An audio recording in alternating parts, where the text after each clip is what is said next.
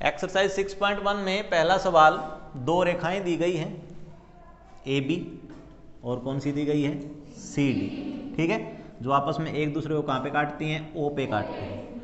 और एक अन्य किरण दी गई है ओ ई, ओ से लेकर ई साइड में।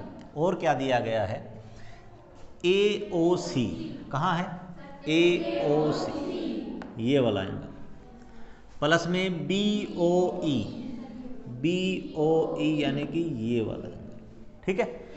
ये दोनों कितने डिग्री हैं, 70, ठीक है। अच्छा, ये ए बी क्या है, लाइन है, तो ये सारा कितना बनता होगा, 180 बनता होगा, है ना। क्यों बनता होगा, क्योंकि ये क्या है, वे रैखिक हैं, रैखिक युग्म है ना। तो कौन कौन से एंगल मिलके 180 बनाएंगे, angle A O C plus angle C O E plus B O E, कितना बनाएंगे 180 डिग्री, ठीक है। अब इनमें से आपको दो की तो वैल्यू दे रखी है, यानी ए ओ सी और प्लस में बी ओ ई, इन दोनों की जगह पे कितना लिखा जा सकता है, 70। तो प्लस में रह कौन गया, सी ओ ई, कितने के बराबर, 180 डिग्री के बराबर, ठीक है। तो ये प्लस का 70 है, उधर चला जाएगा, क्या हो जाएगा माइनस का 70। तो एंगल सी ओ ई आ गया, कितना आ गया 180 माइनस में कितना 70। तो एंगल सी ओ ई कितना आया, 180 में से 70 घटाओगे कितना आएगा 110, ठीक है। आपको पता लगाना था, ये नाम पता लगाना था, इसके साथ ये जुड़ा हुआ है। हमने क्या निकाला है, सी ओ ई तो निकाल दिया, तो सी ओ ई तो कितना है 110 आया है, लेकिन हमें निकालना क्या है, प्रतिवर्ती निकालना है। क्या निकालना है, प्रतिवर्ती। क्या होता है, देखो जैसे मान लो ये एंगल है, ठीक है, ये आप नाम दे देते हैं सी ओ ई, एग्जाम्पल ले रहे हैं। अच्छा, अगर मैं ये ना खींचता यहाँ पर और ये सारा घुमा के वापस यहीं पे लेके आता तो कितने डिग्री बनता, 360 बनता। कितना बनता, 360। ये सारा कितना आता है 360, ठीक है। अब उसके बाद में क्या है,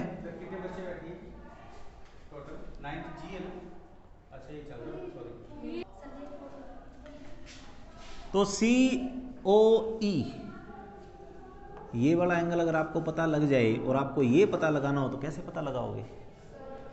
अब देखो ये सी ओ ई कितना है, 110 आया है, तो ये आया है ना अभी, तो ये कितना आया है 110 आया है। मेरे को निकालना क्या है, प्रतिवर्ती निकालना है। क्या निकालना है, और प्रतिवर्ती क्या होता है, तो 180 से ज़्यादा होता है। तो फिर मेरे को सी ओ ई ये वाला नहीं चाहिए, मेरे को क्या चाहिए, सी ओ ई ये वाला चाहिए, ठीक है। तो मेरे को पता है कि यहाँ से लेकर यहाँ तक घूमने पर कितना बनता है 360, 360 में से सी ओ ई के हिस्से में कितना आया है 110, तो फिर मेरे हिस्से में कितना आएगा, 360 में से 110 क्या कर देंगे, माइनस कर देंगे, ठीक है। तो जब भी क्या निकालना हो, प्रतिवर्ती निकालना हो, क्या निकालना हो, किसी भी एंगल का निकालना हो, जो भी एंगल दे रखा है उसका अगर प्रतिवर्ती निकालना है, नाम तो वही रहेगा, नाम तो क्या रहेगा, सी ओ ई रहेगा, लेकिन यहाँ पर नाम पहले कुछ भी नहीं था, अब नाम क्या आ रहा है, प्रतिवर्ती आ रहा है। तो हमें क्या करना है, 360 में से जो दे रखा है उसे घटा देना है, ठीक है। कितना बचेगा 250, ठीक है। ये तो पता लगा दिया, आगे समझ में क्या कर लोगे ये। उसके बाद में एक और पता लगाना है, क्या, कहाँ है, ढूंढो, बी ओ ई। वो कैसे पता लगाएं, एक एंगल और दे रखा होगा, देखना, और एंगल कौन सा दे रखा है, देखो सवाल में दे रखा है बी ओ डी, कितना है 40। कहाँ है B O D, B O D ये वाला कितना है 40। अच्छा, एक हमने अभी निकाला था, कौन सा निकाला था? COE। कौन सा? ये वाला ना, ये वाला निकाला था ना। ये कितना था? 110। अब निकालना कौन सा है? ये वाला निकालना है, BOE, यही वाला निकालना है ना। पहले मैंने लाइन क्या ली थी? ये ली थी, है ना। ये लाइन किस किस को एंगल को मिलकर बनती थी? इस एंगल को, इस एंगल को और इस एंगल को। अब मैं लाइन कौन सी लूंगा? ये लूंगा, कौन सी? CD। CD किसको मिलके बनेगी?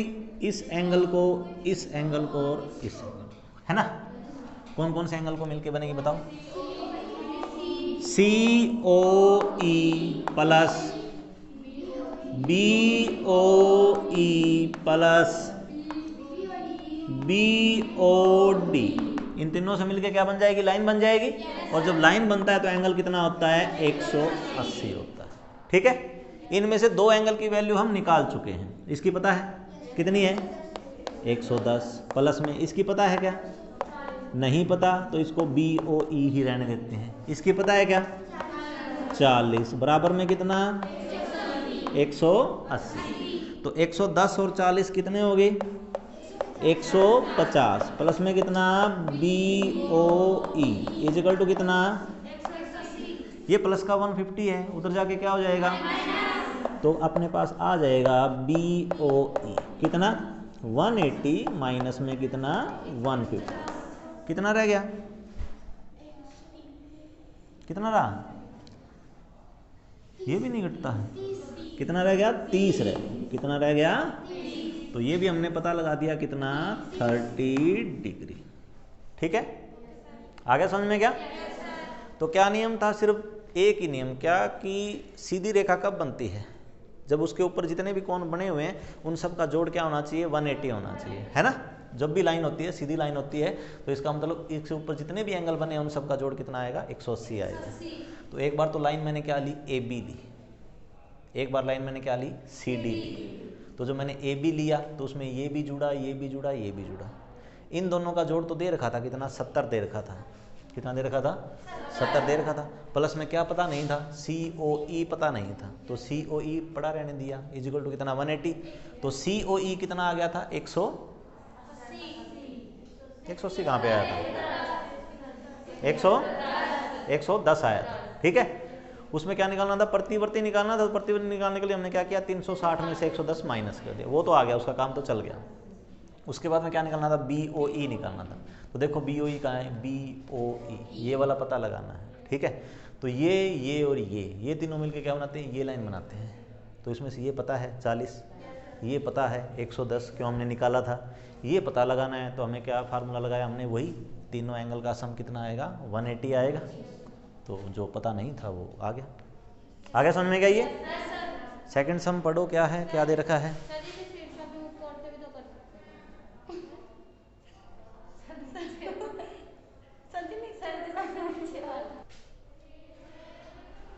तो दूसरा सवाल है, उसमें रेखाएं क्या दे रखी हैं? XY, और रेखाएं क्या दे रखी हैं?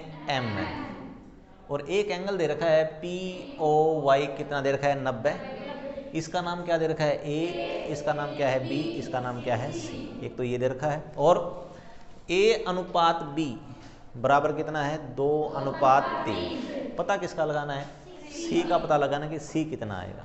ठीक है, तो पहले लाइन लिखते हैं XY, रेखा XY के द्वारा। तो रेखा XY है, लाइन है, तो ये सारा एंगल कितना होगा? 180 होगा। किन किन का जोड़? A, ये एंगल का नाम A दे दिया ना, तो अपने को अब MOP लिखने की आवश्यकता नहीं है। जब उसने खुद ही A ही बोल रखा है इसको कि इसका नाम क्या लेना है? A लेना है, तो फिर A ही बोलेंगे। ये A हो गया, प्लस में कितना? B, प्लस में कितना? 90 आएगा ना भाई। ये लाइन है तो A प्लस B प्लस में कितना आएगा? 90, बराबर क्या होना चाहिए? 180। तो A plus B is equal to कितना आ जाएगा? 180 माइनस में कितना? 90। तो A प्लस B बराबर में कितना आएगा? 90। ठीक है, आगे समझ में क्या? अब जो अनुपात दे रखा था उसकी बात करते हैं। अनुपात का मतलब क्या होता है, ए डिवाइड में कितना बी, ठीक है। इज इक्वल टू कितना है 2 अपॉन में कितना है 3। इसके कई तरीके हैं करने के, दोनों बता देता हूँ आपको। यहाँ से आर पार गुना कर दो तो ये बी डिवाइड में है, उधर चला जाएगा तो कितना हो जाएगा 2b बटे में कितना हो जाएगा 3। ए का मान निकाल लिया मैंने, क्या 2b अपॉन में कितना आ गया 3। आगे समझ में क्या, ये मान मैं यहाँ पर रखूँगा इसमें, तो ए की जगह पे कितना लिखूँगा 2b अपॉन में कितना 3 प्लस में कितना पड़ा है b बराबर में कितना है 90। एलसीएम कितना आएगा 3, ये कितना आएगा 2b प्लस में ये कितना आएगा 3b इज इक्वल टू कितना आएगा 3b और 2b कितने हो जाएंगे 5b बटे में कितना है 3 बराबर में कितना है, ये डिवाइड में 3 है उधर जाके मल्टीप्लाई, और ये मल्टीप्लाई में है उधर जाके डिवाइड, तो b इज इक्वल टू कितना आ जाएगा 90 गुना में कितना 3 डिवाइड में कितना 5। 5 से काटेंगे कितने पे कटेगा 18 पे कटेगा, 18 गुना में 3 कितना आएगा, ठीक है। आगे समझ में क्या, एक तो ये मेथड है। b का मान कितना आ गया 54 आ गया। अब आपको पता है कि b प्लस सी कितना बनाएगी 180, किस कौन सी लाइन पे mn, तो mn रेखा mn पर, रेखा mn पर कौन कौन b प्लस सी कितना बनाएगा 180। b का मान अभी आपने निकाला है कितना 54 प्लस में कितना c बराबर में कितना 180, तो c इज इक्वल टू कितना आ जाएगा 180 माइनस में कितना 54, ठीक है। तो 10 में से 4 6, यहाँ पर कितना रह गया 7, 7 में से 5 कितना 2 और कितना 1, तो c की वैल्यू कितनी आ गई 136। आगे समझ में क्या, दूसरा क्या करना है ये पता लग गया। दूसरा तरीका कैसे रहेगा वो बता देता हूँ आपको।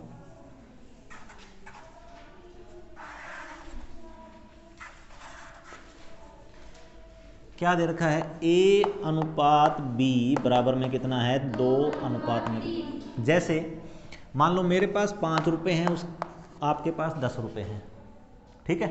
तो हमारा अनुपात कितना है, अनुपात का मतलब होता है अगर ये दोनों एक पाड़े से कटते हैं तो काट दो, तो 5 एकम 5, 5 दूना 10, तो ये क्या है 1 अनुपात 2 है, ठीक है। तो अगर रुपए दे रखे हैं तो अनुपात तो पता लगाया जा सकता है, लेकिन अगर अनुपात दे रखा है तो फिर रुपए पता नहीं लगाए जा सकते। मैं कह दूं कि मेरे पास और आपके पास 1 अनुपात 2 में है, यानी कि जितना मेरे पास है उससे दुगना आपके पास है, तो आपको पता तो नहीं ना मेरी जेब में है कितने, है ना। तो मेरी जेब में अगर 100 होंगे तो आपके पास कितने होंगे 200 होंगे, मेरे पास 1000 होंगे तो आपके पास कितने होंगे 2000। तो जब अनुपात दे रखा होता है तो फिर संख्याओं का पता नहीं होता, ठीक है।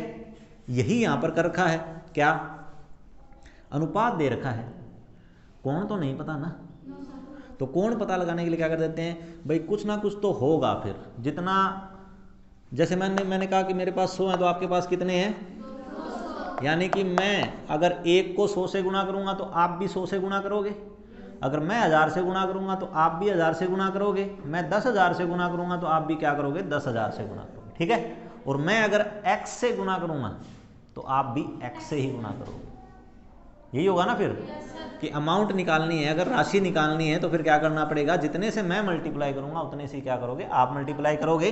तो ये कितना आ जाएगा a इज इक्वल टू कितना आ जाएगा 2x और b इज इक्वल टू कितना आ जाएगा 3x। आगे समझ में क्या ये कि अगर अनुपात दे रखा है और क्या निकालनी है राशि निकालनी है, तो फिर क्या करना पड़ेगा किसी एक संख्या से, किसी एक चर से क्या करना पड़ेगा गुना करना पड़ेगा, चाहे वो x से गुना कर लो, चाहे वो y से गुना कर लो, चाहे वो z से गुना कर लो। तो a की वैल्यू कितनी आ गई 2x आ गई, b की वैल्यू कितनी आ गई 3x। ये हम कहाँ पुट करेंगे, इसी समीकरण में पुट करेंगे।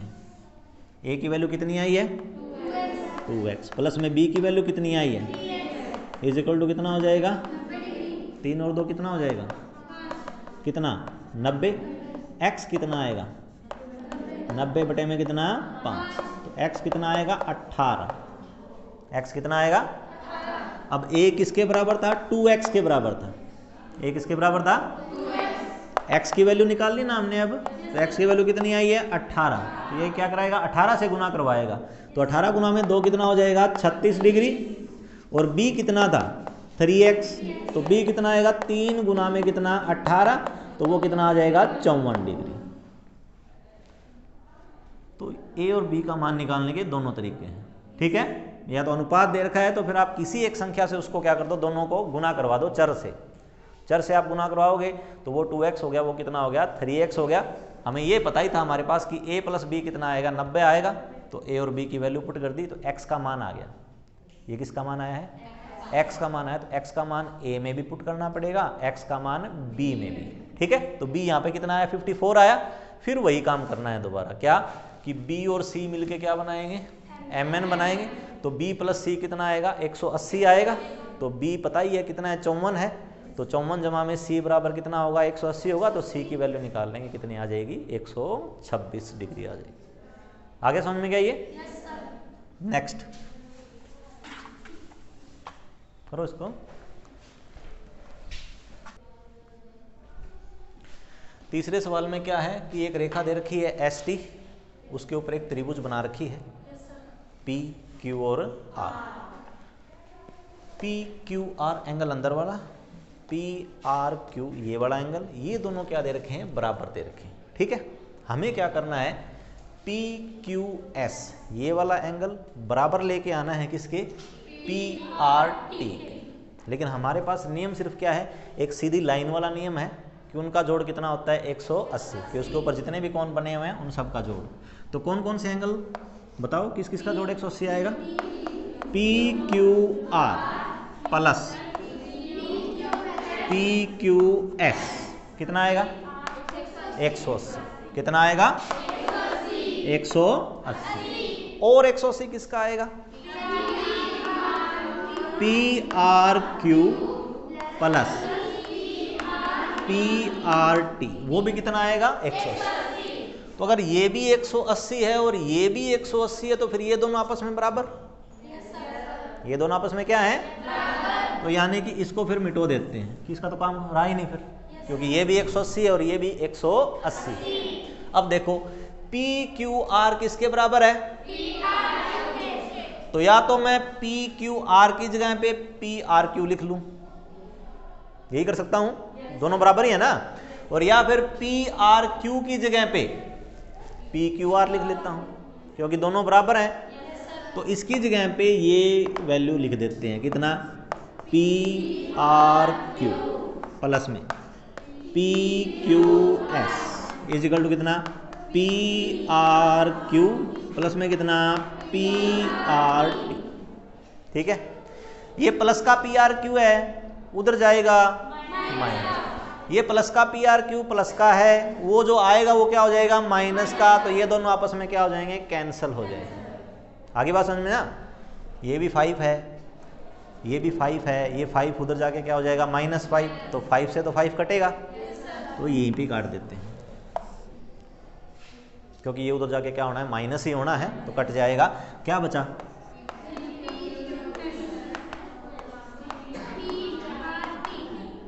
बस यही करना था, यही दोनों बराबर सिद्ध करने थे ना। आगे समझ में क्या नियम लगाया है, इन दोनों का जोड़ 180, इन दोनों का जोड़ भी 180। क्यों, क्योंकि क्या है रेखा दी गई है, ठीक है, क्या दी गई है ST क्या है, एक रेखा है, और रेखा पर बने कोणों, एक ही बिंदु पर बने कोणों का जोड़ कितना होता है 180। कौन सा था फार्मूला, क्या था हमारे पास, पेयर ऑफ लीनियर एंगल्स, यानी रैखिक युग्म, है ना, रैखिक युग्म। यही नियम था कि एक लाइन पे, एक पॉइंट पे, एक शीर्ष पे जितने भी कोण बने हैं उन सब का जोड़ करने पर कितना आएगा 180 आएगा। तो पॉइंट Q पर कितने कोण बने हैं, ये वाला और ये बना है, तो इन दोनों का जोड़ 180। पॉइंट R पर ये एंगल बना है और ये एंगल बना है, इन दोनों का जोड़ भी कितना है 180। तो ये भी 180, ये भी 180, तो इन दोनों को आपस में क्या रख लिया, बराबर रख दिया। बराबर रखने पर फिर इसकी जगह पे पी क्यू आर की जगह पे क्या लिखा, पी आर ये लिख दिया। ये और ये सेम था, दोनों साइड में कैंसिल हो गया, जो बच गया वही हमें सिद्ध करना था। आगे समझ में क्या।